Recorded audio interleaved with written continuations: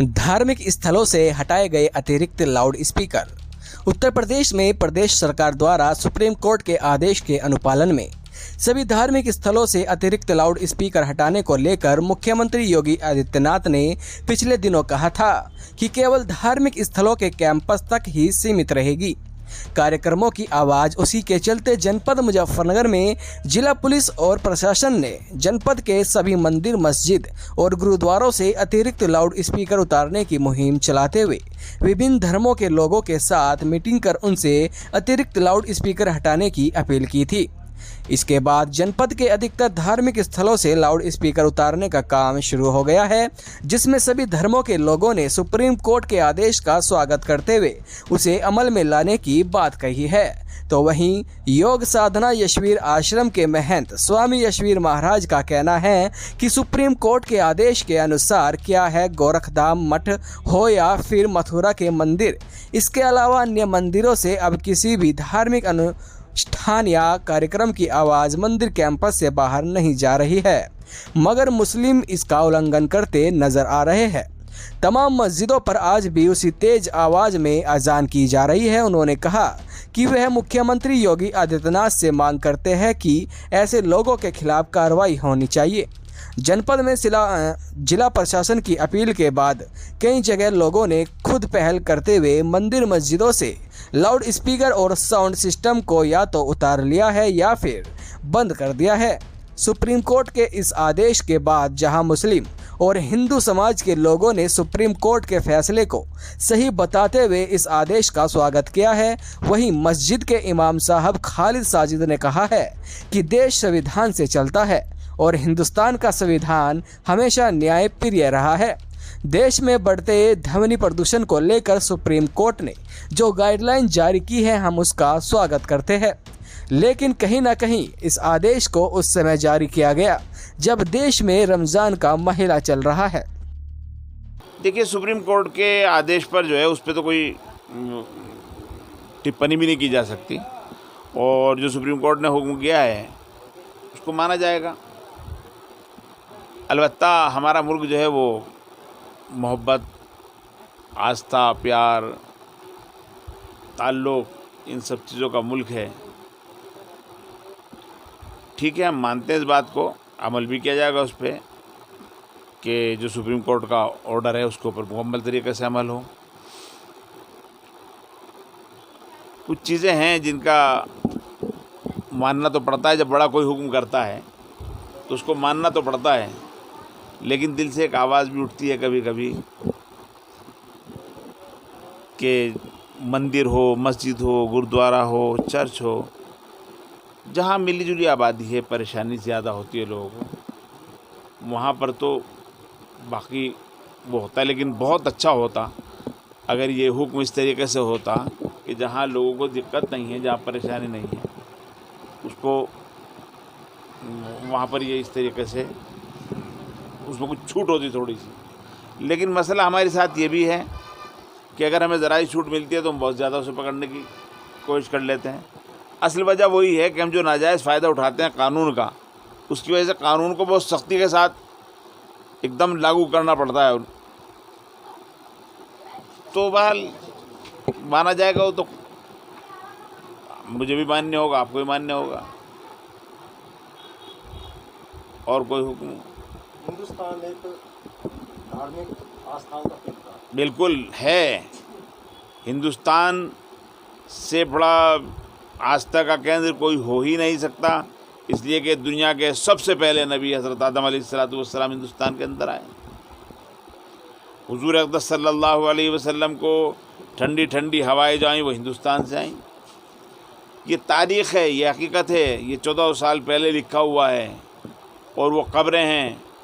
हम वैसे जुटला सकते हैं कि नहीं ये गलत है, लेकिन जो सच्चाई है वो तो अपना वो कहती रहेगी। मैं लाख इनकार करता हूँ कि सोनू भाई नहीं है, लेकिन सोनू भाई सामने बैठे हैं तो मानना तो पड़ेगा। नहीं मानना पड़ेगा, मुझे मानना पड़ेगा।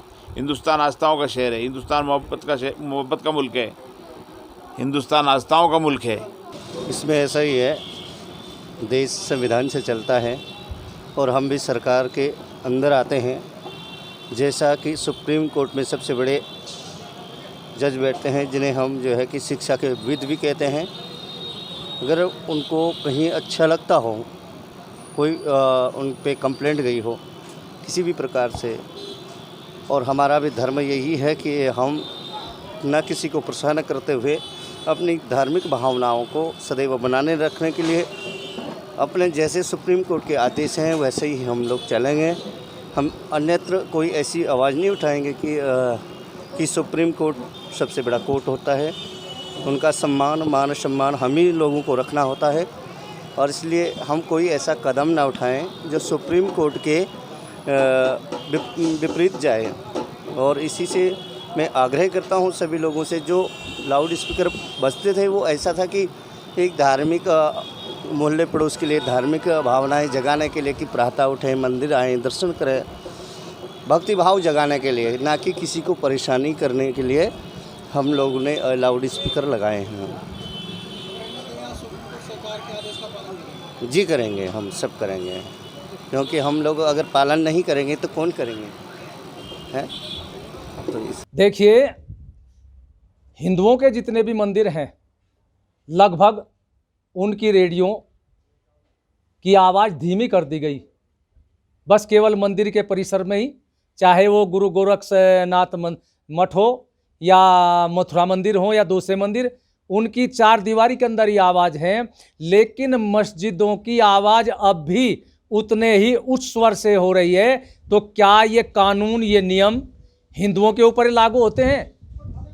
सरकार को इन पर भी लागू करना चाहिए, मस्जिदों के कानून पर भी कानून होना चाहिए, उनकी भी यथाशीघ्र आवाज़ बंद हो जानी चाहिए। उसमें सर्कुलर जो है वो आप जानते हैं सुप्रीम कोर्ट के ऑर्डर्स हैं 2018 के, तो उसमें यह है कि वॉल्यूम निर्धारित कर दी गई है सभी लाउड स्पीकर के लिए, दिन में भी और रात में भी। रात को 10 बजे से सुबह 6 बजे तक उस पर बैन है, आप उसको नहीं चला सकते। दिन में जो निश्चित वॉल्यूम है उस पर आप चला सकते हैं, एक बात। दूसरी बात यह है कि हमारे मुख्यमंत्री उत्तर प्रदेश का भी सर्कुलर आया है, उन्होंने ये कहा है कि जो लाउड स्पीकर की आवाज़ है वो परिसर से बाहर नहीं जानी चाहिए। अब हमारे साथ प्रॉब्लम ये है कि अज़ान जो है वो लाउड स्पीकर पर होती है। दो चीज़ें हैं, एक तो अज़ान और एक नमाज। तो नमाज से पहले अज़ान होती है, अज़ान पर बुलावा दिया जाता है मुसलमानों के कि आप नमाज के लिए आइए, आप भलाई की तरफ आइए, अल्लाहु अकबर। तो अब अगर हम उसकी आवाज़ को परिसर तक सीमित कर देंगे तो ये समस्या आएगी कि लोगों को जो अपने काम में लगे हुए हैं, कारोबार में लगे हुए हैं, लेडीज़ अपने किचन में लगी हुई हैं, बच्चों में लगी हुई हैं, तो उनको ध्यान नहीं रहता टाइम का। तो अज़ान से उनको टाइम पता चल जाता है कि अब ये नमाज का टाइम हो गया है, तो इस वक्त हम जो है वहाँ मस्जिद में चले जाएं और नमाज अदा कर लें। तो हमें प्रॉब्लम जो आएगी वो अज़ान में आएगी, ठीक है।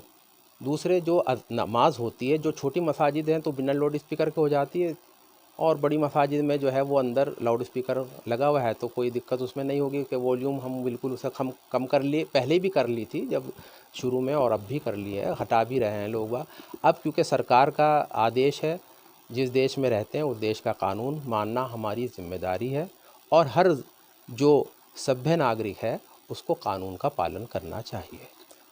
तो क्या लगता है कि सरकारें बेवजह थोप रही है इस तरह की, क्योंकि मस्जिद और उन पर धार्मिक आस्थाओं को चोट पहुँचाने का काम किया जा रहा है? देखिए, धार्मिक आस्था की बात तो मैं शायद यूँ नहीं कहूँगा, क्योंकि सभी के लिए लागू हो रहा है। तो और बस इतना ही मैं कहूँगा, जैसे अब रमज़ान का महीना चल रहा है, तो इफ़्तार जब रोज़ा शुरू होता है शहरी में, और जब रोज़ा खुलता है शाम के टाइम सूरज डूबने के बाद, तो लेडीज़ ख़ास तौर पे अज़ान की आवाज़ सुनकर ही रोज़ा शुरू करती हैं और रोज़ा खोलती हैं, तो उनके लिए परेशानी तो आएगी। दूसरी चीज़ है, ध्वनि प्रदूषण की बात की जाती है। आपको ने देखा होगा, और आपके शायद किसी के पास भी हो, वो बाइक आ रही है एक ऐसी पटर पटर बोल के चलती है कि जब वो चलती है मैं तो सड़क पे एक तरफ हो जाता हूँ कि पता नहीं कहाँ चढ़ जाएगी। तो प्रदूषण की जो बहुत सारी चीज़ें हैं उनको भी तरफ सरकार को ध्यान देना चाहिए। ये हमारी जो दुनिया है बहुत खूबसूरत है, प्लेनेट जो है हमारा बहुत खूबसूरत है, तो इसे हमें प्रदूषण से बचाना है। वायु हो, जल हो, ध्वनि हो, कोई सा भी